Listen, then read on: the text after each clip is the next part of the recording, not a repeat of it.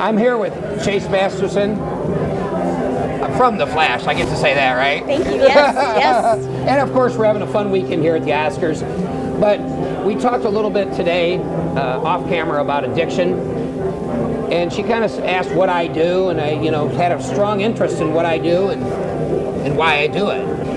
And we were talking about it, so... I have some ideas on that. Yeah, some good ideas. Some really good ideas. I will tell you, I'm absolutely fine and free to admit it. I haven't had a drink in almost 8 years. Congratulations, thank by you. the way. Thank you. Yeah.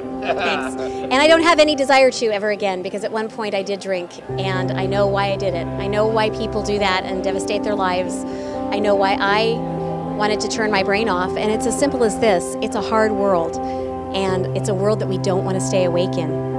It's a world that's too painful to stay awake in, and it's that way for all of us. And at some point, almost everyone goes through some kind of addiction, and sometimes it's a work addiction, sometimes it's a person addiction, and sometimes it's a life-threatening addiction. And people do die. And it happens across the board in every sector of humanity. And I think one thing that people have trouble with in their admitting that it's happening to them is they think, oh no, that's for like alcoholics, that's for like other people, that's for like those drug addicts, I'm just a cool partier. And they don't realize what they're doing to themselves. Addicts and alcoholics tend to think, that's not me.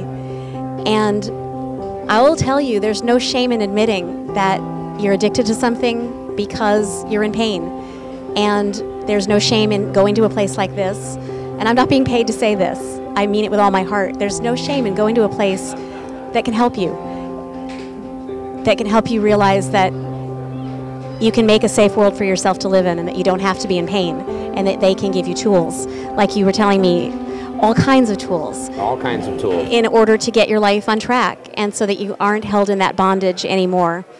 For 8 years, I've been mentoring kids coming out of gangs at a place called Homeboy Industries. Nice. And these kids have been addicted. Their parents were addicted. Their parents overdosed in the living room.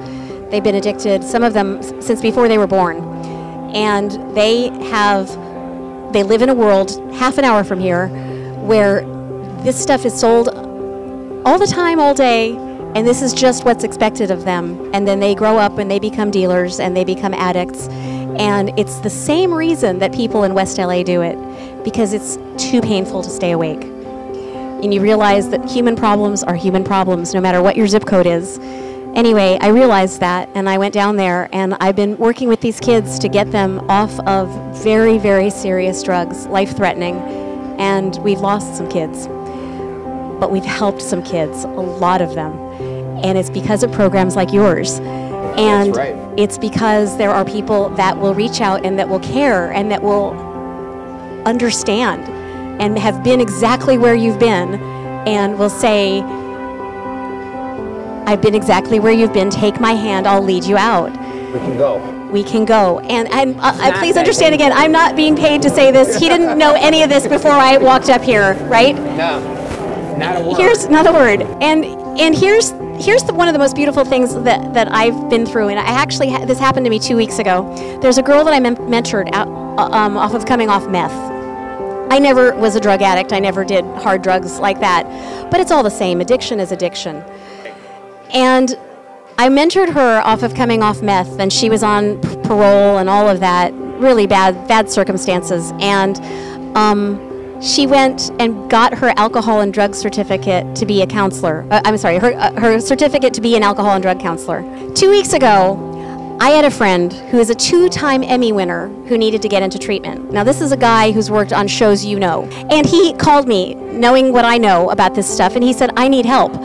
And I said, I will come pick you up. So I left to dinner, I went to his house, I took him to an A meeting, I took him to the hospital, and then a few days later, after he detoxed, I got him into a treatment center.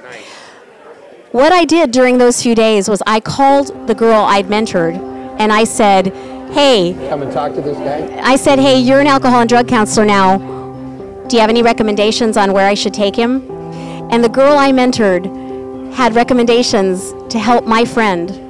She's from a gang family in East LA. He is an Emmy winner from West LA. but they both shared the same problem, and now they're sharing the same healing. And it's so incredibly beautiful that there are places like this, and that there are people like you, and I hope like me, and my girl Alejandra, and someday my friend, he will take the next person's hand and he'll say, I have healing for you because I know where you've been, and I made it. That's it. That's it. That's it. You get to decide how much. You don't have to hit your head every time, guys. Yeah. Because that could be death. We don't want you to think that. Yeah. But you do have to get a realization that it can be better. You get to decide how much more you want to put yourself through, and if you want to die, and if you want to live.